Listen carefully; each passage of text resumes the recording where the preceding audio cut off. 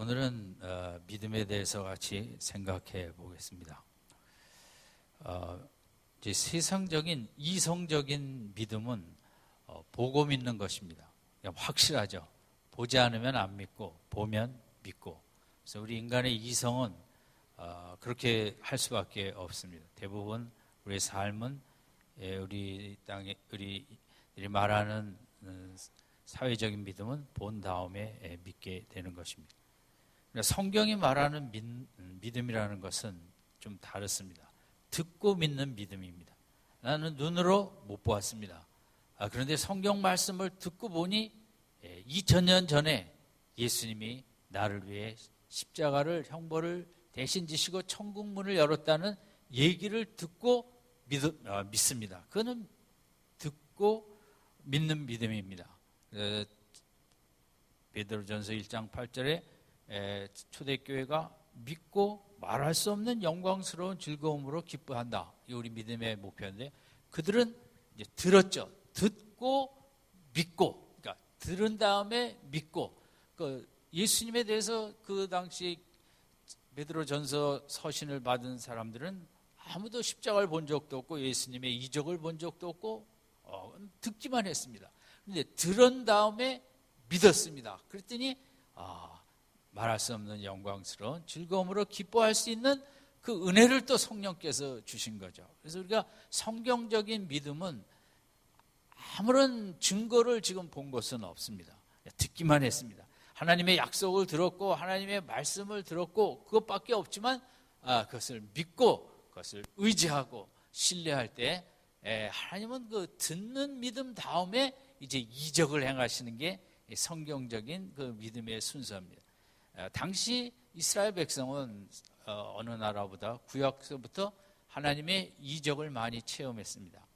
그러니까 뭐든지 과하면 이제 문제가 있듯이 이적을 너무 많이 구약서부터 체험한 역사적 기록이 있다 보니 이들은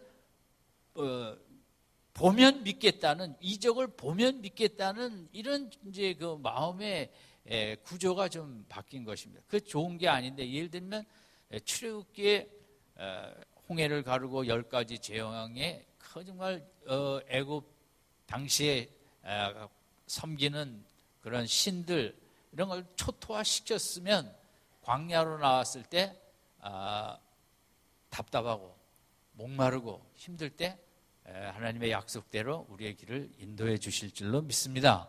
이렇게 믿음으로 가야 되는데 이스라엘 백성들은 눈에 물이 안 보이니까, 눈에 먹을 것이 다 떨어지고 뭐 공급이 어떻게 될지 모르니까 이런 가운데도 하나님께서 또 공급해 주실 줄로 믿습니다가 안 되고, 눈에 안 보이기만 하면 원망하고 불평한 거죠. 그래서 이적을 볼 때에는 믿음이 반짝 생겼다가 눈에 보이는 게 없으면 그 믿음이 사라져버리고 믿음 대신 원망 불평이 오는 이 이스라엘 백성의 이제 축복을 받으면서도 거기서 참된 믿음의 성장으로 나가니까 자꾸 안 보이면 막 불안 초조 원망하고 그 안 보일 때 하나님의 약속을 믿는 믿음으로 이렇게 힘있게 서지 못한 것이 이제 구약성 이제 이스라엘 백성의 축복이면서도 또 문제점이었던 것입니다. 그래서 예수님이 이 땅에 오셔서도 마찬가지였습니다. 많은 이적을 행했으면 그 유대 백성이 이분은 인간이 아니시구나, 하나님이 보내지 아니하셨으면 어떻게 이런 일을 행할 수 있을까? 그런 이적을 보면서 이적을 행하신 분이 그분의 실체를 이렇게 생각하고 이분은 정말 하나님이 보내신 분이다, 이분이 메시아다, 그런 것을 이제 알 수도 있고 깨달을 수도 있고, 그러면 이분이 이적을 행하신 의미가 뭘까? 도대체 이 이적을 체험한 우리가 앞으로 어떻게 살아야 될까? 뭐 그런 이적 속에 그 의미를 찾아야 되는데 의미를 찾지 않고 오늘 오병이어 사건을 이제 봤습니다. 5,000명, 남자 5,000명이니까 2만 명이 조그만 아이 도시락 하나 갖고 예수님의 축복 기도 속에 다 먹었죠. 그러면 사람들이 이제 예수님을 믿어야겠다, 이렇게 능력 많으신 분이고 이분은 하나님이 보내신 분이라면 이분이 우리를 향한 어떤 뜻이 있으실 것이다. 그분의 뜻을 찾고 뜻을 쫓아가자. 이렇게 돼야 되는데 마태복음 16장 1절에 보면 이렇게 돼 있어요. 바리새인과 사두개인들이 와서 예수를 시험하여 하늘로 쏘는 표적 보아하기를 청하니. 그러니까 오병이어가 끝난 다음에 그 다음 날은 이제 예수님 당신을 정말 우리가 믿겠습니다가 아니라 오늘은 6천 명을 먹여주소서. 그러면 우리가 믿겠나이다. 이게 참 예수님이 힘든 부분이죠. 그러면 6천 명을 먹였다 하십시다. 그 순간에는 믿음이 딱 생겼다가 집에 가서는 다 잊어버리고 그 다음날 예수님한테 찾아와서 오늘은 7천 명을 먹이면 믿겠나이다. 이게 반복이 되는 거죠.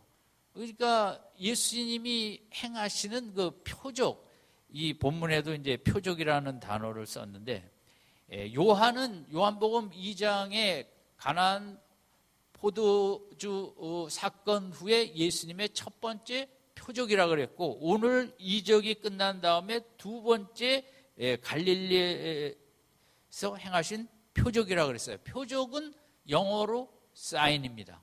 뭐 간단하죠. 그러니까 요한은 이적, 미라클의 어떤 능력에 초점을 맞추기보다 예수님이 이런 이제 능력을 나타나셨는데 거기에 담겨진 사인이 뭐냐 이거죠. 이 스포츠는 사인이 절대 중요하지 않습니까? 특별히 야구는 뭐 감독이 여기 만졌다 저기 만졌다 막 이러는데 거기에 의미가 있는 거죠. 어디를 먼저 만졌는지 어디를 나중에 만졌는지 그 사인을 못 읽고 번트를 대라는데 홈런을 쳐도 혼나는 것입니다. 왜냐하면 선수에게 제일 중요한 것은 감독과 코치의 사인을 캐치하는 거거든요. 이 순간은 내가 이걸 하려는 거구나. 그런데 그걸 못 따라오면 이제 그 팀에서 있기가 힘들죠. 신앙생활도 마찬가지고 예수님 오셨을 때도 이제 이 부분이 중요한 거죠. 예수님이 이렇게 행하셨으면 이런 일을 하신 의도가 무엇인가? 의미가 무엇이고 목적이 무엇이고 그러면 이런 사건을 통해서 이분의 실체를 발견하고 깨닫고 이분이 원하는 삶의 모습은 어떤 것인가 그걸 이제 의미를 깨닫는 게 신앙생활인데 그게 복음서에 보면 거의 안 되고 많은 무리들은 어저께 이적을 구경했기 때문에 오늘도 할 일 없는데 예수님한테 가보자. 어떤 병을 고칠지 우리가 모르니까 가서 보자. 얼마나 참 그런 모습을 볼 때 참 힘이 나겠어요. 근데 거기서 믿음이 생겨야 되는데 보는 믿음으로 끝나고 예수님의 그 이적보다 복음서에서 강조하신 것은 가르침이시거든요. 예수님은 우리의 영혼이 회복되길 원하셔서 육신의 문제도 고쳐주신 것이지 그 육체의 회복만이 목적은 아니었다는 거죠. 육체의 회복의 이적을 체험하면서 그 다음에 예수님을 구주로 믿고 영혼의 구원을 받아야죠. 우리 신앙에서 믿음 생활에서 중요한 것은 그 이적 체험, 어려움에서 도와주시는 하나님의 구원 체험, 이 체험이 아니라 체험 그 이후에 그분의 뜻을 내가 따라가고 있는가, 이게 참 신앙이고 하나님이 보시는 키포인트죠. 우리가 열심히 힘들 때 기도해서 문제 해결 받는 것, 그건 신앙의 하나의 작은 부분이라는 거죠. 그게 목적이 아니고 그냥 보통 때는 편히 있다가 어려울 때 와서 기도하는 게 신앙생활은 아니죠.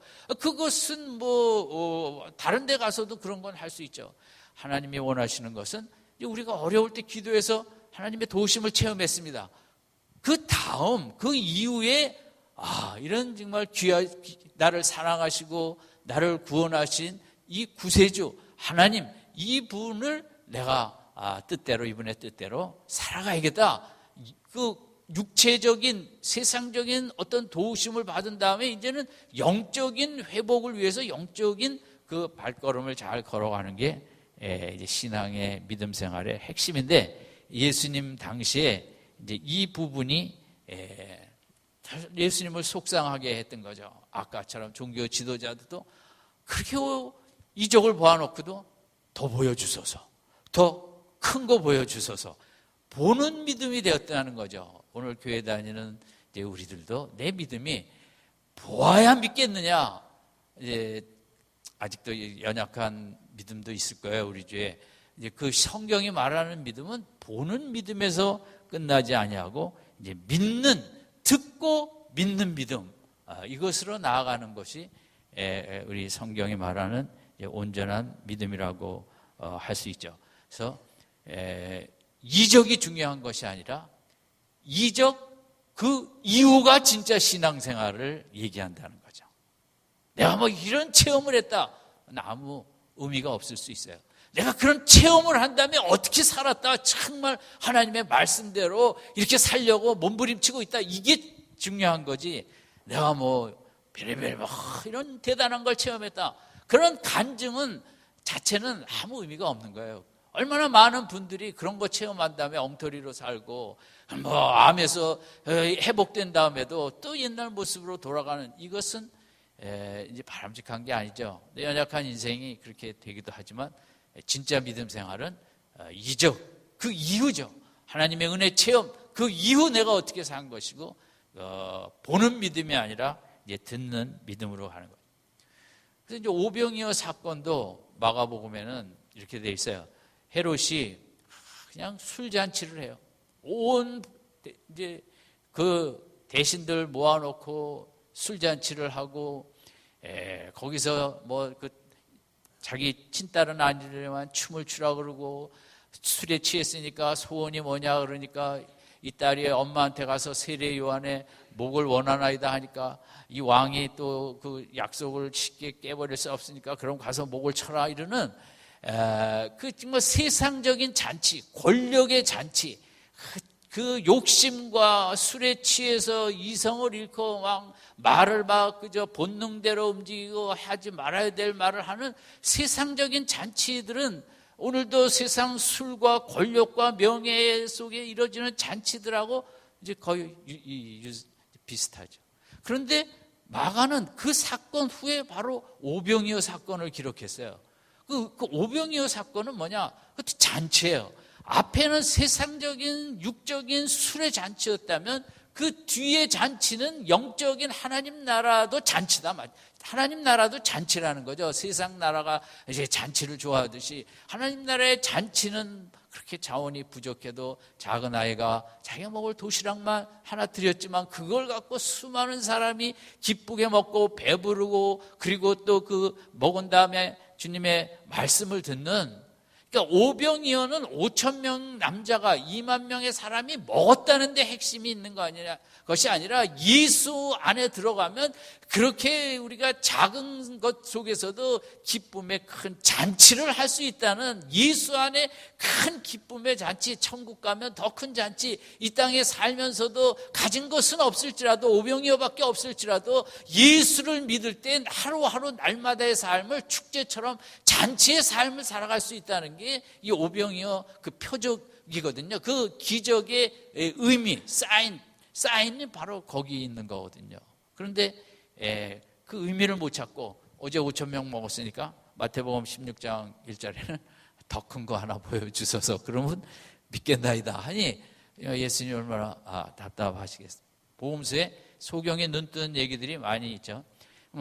창세 이래로 어느 나라 이제 기록에도 이 장님을 눈뜨게 한 사건은 기록된 게 거의 없어요. 그럼 그 소경의 눈을 뜬 그 사인은 뭐냐 도대체? 그것은 눈을 뜨지 못했다가 눈 뜰 때 얼마나 세상의 아름다운 정말 이 컬러 색깔 뭐 얼마나 정말 대단하죠. 우리가 늘 눈 뜨고 사니까 그 축복을 모르지만 이게 영의 눈을 뜨면 이 소경의 눈을 뜨는 이적의 사인은 뭐냐? 우리가 예수를 믿으면 영의 눈을 뜬다는 거죠. 영의 눈을 뜨면 천국이 보인다는 거죠. 하늘의 영광이. 세상의 영광을 봐도 그렇게 소경이 됐다가 기쁘고 뭐 말할 수 없이 즐거운데, 영의 눈을 뜨면 육의 눈을 뜬 것보다 더 이제 영광스러운 삶을 살아갈 수 있다. 예수님의 이적은 그냥 물론 불쌍히 여기고 긍휼히 여겨서 고쳐주시기도 하시지만 그 속에는 예수님의 우리 인생을 향한 긍휼하심도 있고, 우리가 어떤 삶을 살기를 원하시는 예수님의 목적도 다 사건마다 들어가 있는 그게 표적이라는 거죠. 그래서 기독교는 이제 이적을 위한 이적, 병 고치고 뭐하고 그거는 기독교의 지극히 작은 일부분이고, 그게 주는 사인은 무엇이냐? 사인을 캐치하고 사인을 이제 바로 해석하고 따라가는 것이 우리 믿음 생활에 이제 중요한 것이고, 저는 그 구약 성경에 룻을 참 귀하게 여기는 것은, 그가 시어머니 나오미가 나이 많았을 때 고향으로 돌아갈 때 따라간다 그랬습니다. 그러면 자기 시어머니는 세상에서 가장 저주받은 여인이었습니다. 남편도 죽고 두 아들도 죽고 손자 손녀도 없고 젊은 두 며느리만 남았죠. 그런데 왜 이 며느리가 따라가려고 그랬을까? 요즘 같으면 너무 잘 됐다고 속으로 그냥 기뻐 춤을 춰야 될 텐데, 이 룻은 따라가겠다 그랬거든요.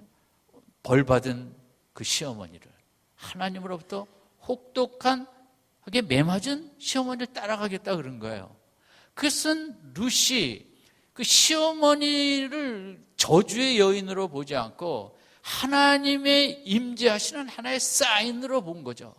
비록 내 시어머니가 이렇게 하나님을 불순종해서 온 세상에 가장 참 힘든 고생을 하였지만, 내가 이 시어머니랑 함께 살고 구약의 믿음 얘기들을 듣고 보니, 그 하나님은 우리가 잘못할 때 매도 치시지만 또 우리가 믿음으로 돌아갈 때는 큰 상을 주시는 하나님이시다.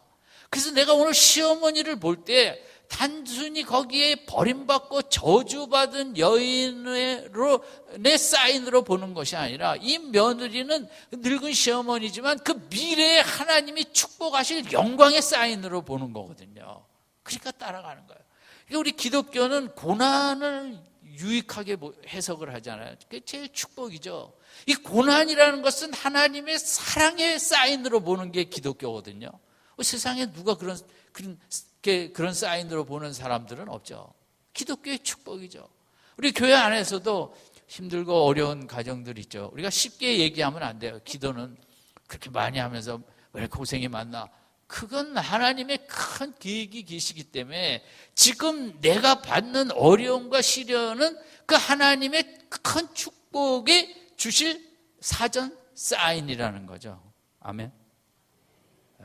아멘이 안 되시면 이제 이걸 믿는 게 기독교라는 걸. 기독교는 그 사인을 잘 해석하는 게 기독교거든요.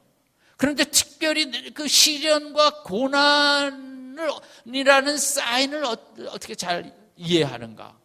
그래서 나에게 아무런 어려움이 없으면 그건 하나님이 나를 사랑한다는 사인이겠습니까? 별로 사랑하지 않는다는 사인이겠습니까? 지금은 뭐 만사 평통하십니까? 그 좋은 거 아니에요. 뭐 좀 너무 힘들지 않더라도 좀 힘든 거 주십시오. 아예 이러다가 제가 언제 넘어질지 모르니.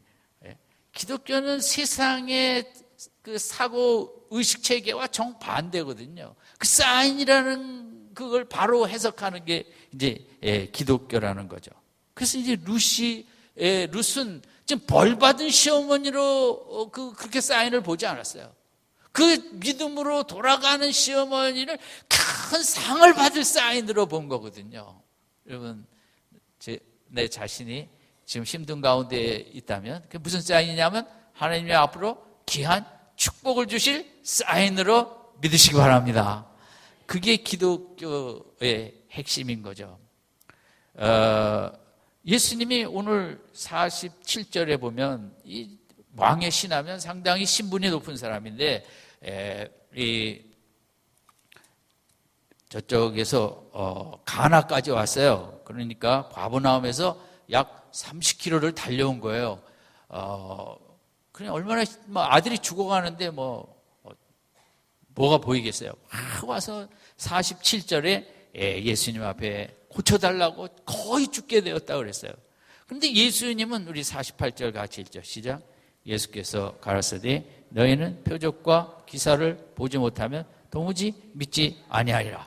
예수님은 너희는 복수인데 이 사람이든 이제 많은 무리들을 향해서 그저 너희들은 맨날 봐야 믿는다는 거죠. 아까 제가 말씀드린 대로 보지 않으면 믿지 못하는, 왜 어떻게 그런 믿음 생활을 하려고 그러냐. 그 아주 강력한 책망인 거거든요. 그러니까 이 왕의 신하도 너도 그저 이런 믿음 아니냐, 이렇게 책망하는 거예요. 너희 믿음을 정말 한번 시험하는 계기도 되고.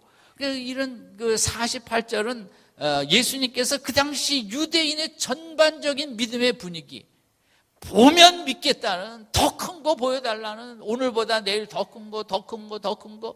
도대체 보는 믿음 생활을 언제까지 하려느냐. 그러면 보는 믿음은 성장이 안 돼요.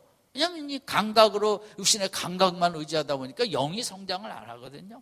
그래서 48절에 예수님이 혹독한 얘기를 했죠. 그러나 이 왕의 신하는 뭐 지금 아들이 죽어가는데 48절 이 책망 앞에 뭐 그 신경을 별로 쓰지 못했을 것 같아요. 49절에 보면 같이 읽습니다. 신하가 가로되 주여 내 아이가 죽기 전에, 이 왕의 신하는 뭐 지금 다급해요. 예수님의 지금 믿음 강의 들을 때가 뭐 겨를이 없어요. 그랬더니 예수님께서 이 왕의 신하에게 50절을 얘기한 것이에요. 50절 같이 읽습니다. 시작. 예수께서 가라사대 가라 내 아들이 살았다 하신대 그 사람이 예수의 하신 말씀을 믿고 가다니. 이 부분이에요. 이 예수님은 이 사람에게 듣는 믿음으로 바꿔주고자 한번 내 말씀을 듣고 믿고 가봐라는 거죠. 그러니까 이 사람에게는 시험일 수도 있고 어떻게 보면 어려움일 수도 있어요. 왜냐하면 당신 다 보아야 믿으려고 하는데 한번 네가 네 아들이 낫다, 살았다, 이거는 눈에 보이진 않잖아요. 30km 바깥에서 일어났다는 거예요. 아들이 살아났다는 거예요. 그러니까 예수님의 말씀을 한번 믿고 믿는 믿음을 가져보겠느냐. 그래서 이 사람을 사랑하기 때문에 이런 도전도 주시죠. 뭐 안 그렇겠습니까? 여러 가지 의미가 있어요. 50절은. 그런데 이게 얼마나 순종하기 힘들겠어요. 아, 그렇습니까? 아멘 하고 돌아가기에는 당시대적인 믿음으로는 불가능한 거죠. 눈에 안 보이는데 그걸 믿을 수는 없잖아요. 네 아들이 살았다는 것을 믿고 돌아갈 것이냐, 아니면 그런 소리 하지 마시고 빨리 같이 가서 좀 고쳐주십시다 하든지, 아니면 그냥 가겠습니다. 그 얘기가 잘 안 통하는구만요. 이럴 수 있어요. 그런데 이 사람이 잘한 것은 내 아들이 살았다 하신데 그 사람이 예수 하신 말씀을 뭐라고 그랬어요? 믿고 가더니, 듣고 믿고 갔다는 거죠. 듣는 믿음을 가졌다는 거예요, 이 사람이. 그 당시 많은 사람들과는 달리 오늘 하나님이 제일 기뻐하시는 믿음이 이 듣는 믿음이에요. 우리는 본 것도 없어요. 2000년 전에 무슨 사건, 십자가 사건이든 뭐든 본 거 하나도 없어요. 제자 얼굴도 못 봤고. 그런데도 성경 말씀을 우리가 듣고 믿어버렸거든요. 하늘에 계신 하나님께서는 오늘 우리의 이 듣는 믿음, 아무것도 본 게 없는데 그저 전해준 기독교의 역사와 이 성경 말씀을 듣고 믿는 이 믿음을 하나님은 너무너무 기뻐하시는 거예요. 아멘. 네. 우리가 믿어줄 때처럼 기쁜 건 없거든요. 세상에서, 이 땅에 살면서. 우리 자녀들이 제일 기쁜 것도 부모가 믿어줄 때. 부부지간도 마찬가지죠. 우리 인격체는 나를 믿어줄 때가 제일 기쁜 건데, 하나님도 마찬가지시고 예수님도 마찬가지세요. 근데 이제 자꾸 보고 믿으려고 하니까 믿음이 안 자라고, 이거 듣고 믿는 믿음은 뭐냐면, 이 듣고 믿는 믿음으로 갔더니 51절 52절에 보니까 하인들이 아들이 낳았다고 올라오는 행렬과 만나갖고 소식을 들으니 낳았다는 거예요. 그 시각을 물어보니까 어저께 어떤 시간인데 7시인데 그때 열기가 떨어지면서 낳았다는 거예요. 이건 뭐냐? 듣는 믿음, 아무 증거도 없이 그냥 듣고 갔는데, 이적은 듣는 믿음을 가질 때 이적이 나타난다는 거죠. 우리는 이적부터 보려고 그래요. 하나님 이거 도와주시고 일 해결해 주시고 그 성경은 그렇지 않다는 거죠. 오늘 본문의 과정은 내가 정말 듣는 믿음으로, 오늘 예배 시간에 이런 믿음의 얘기를 했는데 나도 그 믿음을 들은 것밖에 없지만 나도 그걸 믿겠습니다 하고 한 주일 우리가 듣는 믿음의 뿌리를 내리고 흔들리지 않냐고 삶을 살아갈 때 우리에게 이적도 나타날 줄 믿습니다. 듣는 믿음이 중요하다는 거죠. 하나님은 이적을 그 다음에 행하시지 자꾸 그 이적을 먼저 행하게 해달라고 막 아우성치는 거에 대해서 하나님은 기뻐하시지 않는다는 겁니다. 순서가 우리에게 발라야 되죠. 그래서 자꾸 성경을 들으면서 믿으려고 애쓰세요. 듣는 믿음, 하나님 맞습니다. 이 말씀도 맞습니다. 이 말씀을 제가 든든히 믿게 해주세요. 자꾸 말씀을 듣고 믿으려고 할 때 하늘에 계신 하나님은 이렇게 기뻐하시죠. 그러니까 이 사람이 제일 중요한 것은 왕의 하인이 참 힘들었을 거예요. 참 흔들릴 때 그 예수님의 이 말씀 속에 그 사인을 캐치한 거죠. 이분은 이런 말씀을 하실 만한 크신 분이다. 어떤 이적도 행했다는데 창조주의 능력을 갖고 있는데 30km 밖에 있는 병도 못 고치겠느냐. 백부장은 그런 믿음을 가졌죠. 그러나 이분은 그보단 못했지만 어쨌든 예수님과 얘기하면서 이런 예수님의 이적의 사인을 읽을 수 있었기 때문에 순종을 하다 이렇게 귀한 이적을 체험하게 되었다는 거죠. 우리가 이 사인을 잘 해석하는 민족이 돼야 되고, 세월호가 의미하는 사인이 뭐냐? 여러 가지가 있겠지만 그것은 우리가 물질 고도 성장에서 오는 물질 의식, 빨리빨리 의식, 내 이기주의 의식, 이런 것에 그 사인을 고쳐야 되는데, 그러나 대부분 정치하시는 분들은 이제 벌 주고 제도 고치고, 물론 그것도 중요하지만 사람이 바뀌어야 되는데 이게 쉽지 않은 거죠. 우리가 6.25를 맞이해서 도대체 6.25가 주는 사인은 뭐냐? 세계 도처의 수많은 역사 속의 전쟁들이 주는 사인은 무엇이냐? 저는 인간의 죄악이라고 생각합니다.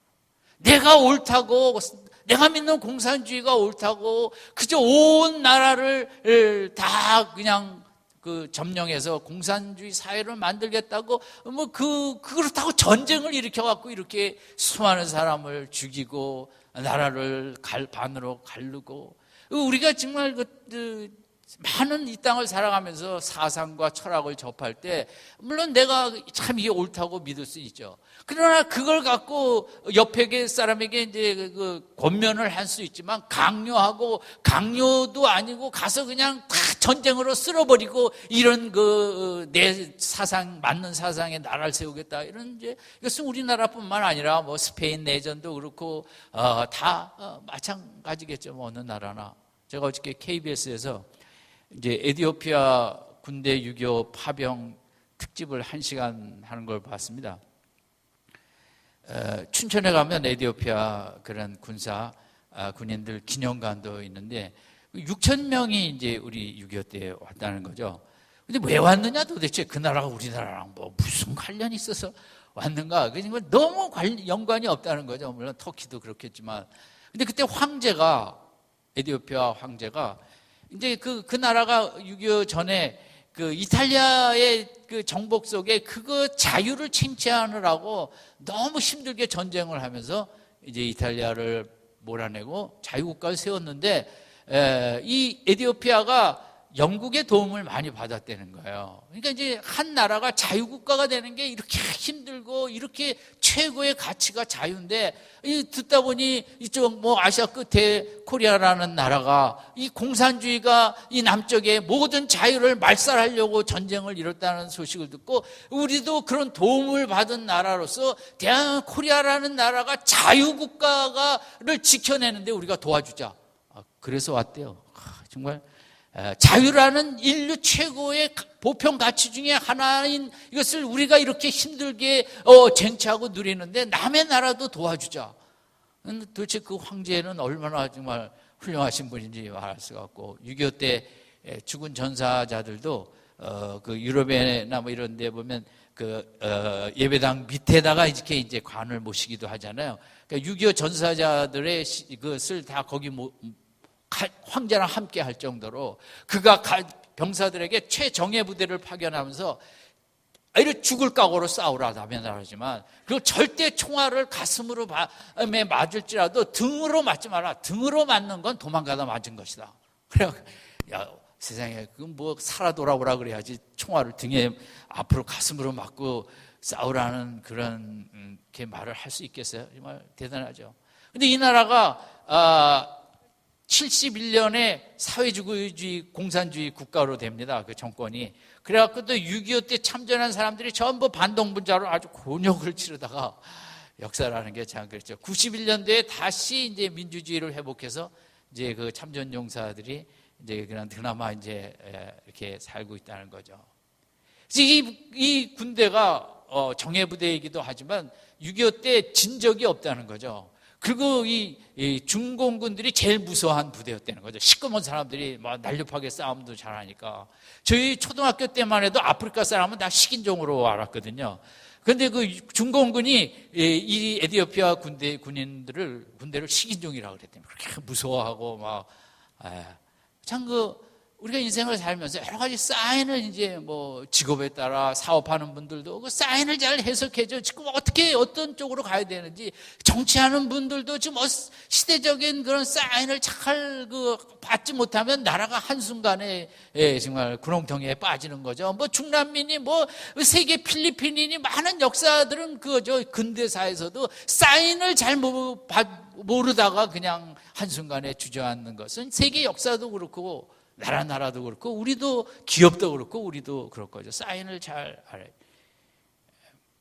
어떤 그 법학원 그 로스쿨 교수가 아주 책도 여러 권 쓴 유명하신 분이에요.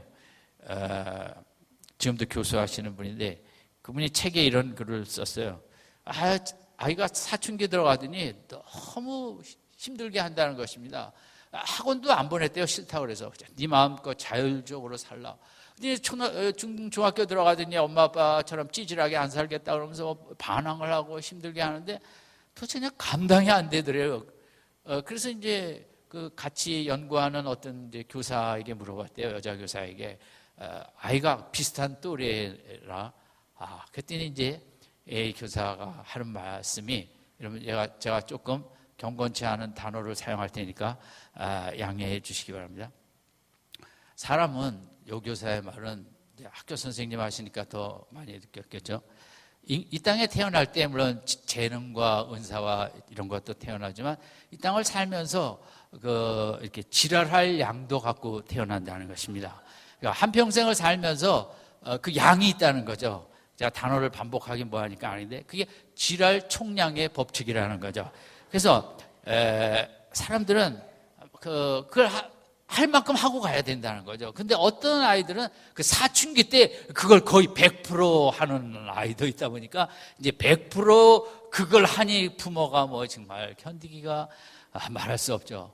근데 어떤 면에서는 또 좋은 점도 있다는 거죠. 그러면 사춘기 때 안 하면 고등학교 때 올라가면 좋아질까? 그렇지 않죠. 그거 사춘기 때 안 한 애들은, 그것은 인간은 누구나 그걸 하고 가야 되기 때문에 그 총량의 법칙이 있기 때문에 중학교 때 안 했으면 어디 가서 한다?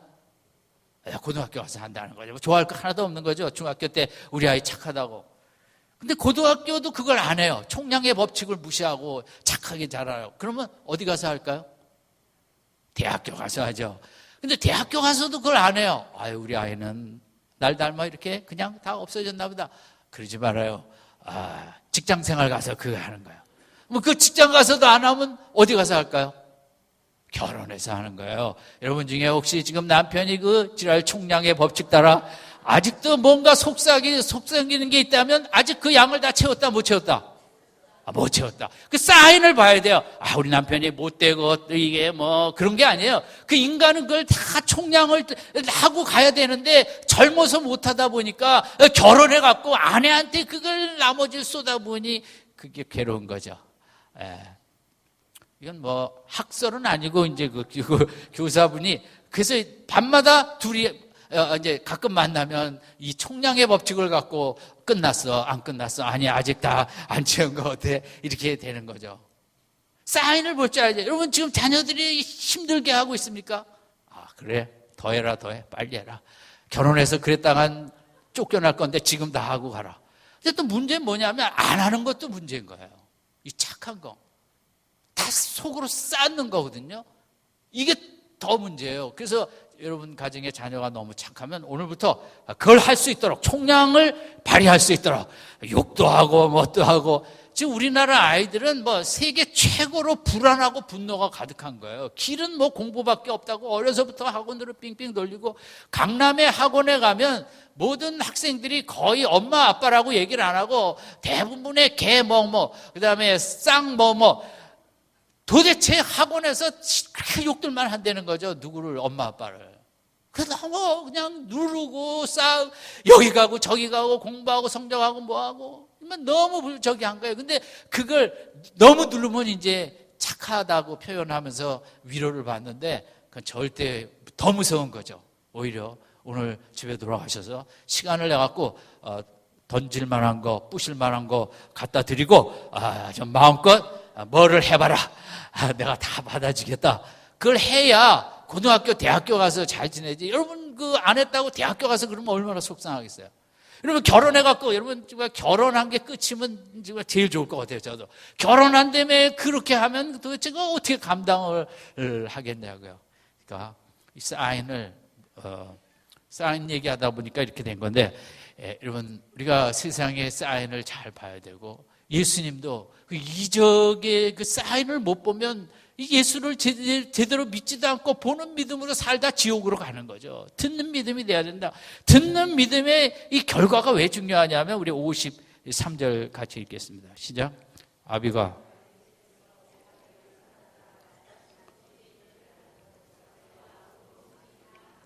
진짜 중요한 건 53절이에요. 이 듣는 믿음으로 가다 보니까 이 온 하인들도 또 그 집 가정들도 예수가, 이게 예수님이 누구인가, 이분은 하나님이 보내신 분이 아니거나 할 수 없다. 이 가족들이 영혼의 구원에 이르렀다는 거죠. 예수의 실체를 아는, 예수님의 그 많은 이적 속에 있는 사인은 예수님이 하나님이 보내신 분임을 믿고 영혼의 구원을 받아야 되는데, 전부 보는 믿음에서 헤어나지는 못하고 있는 거거든요.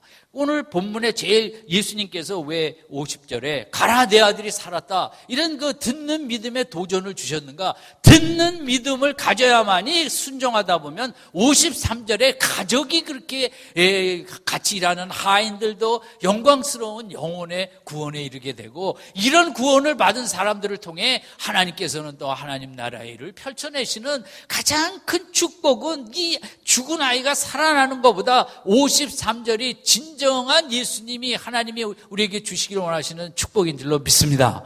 이게 어떤 믿음으로 왔다고요?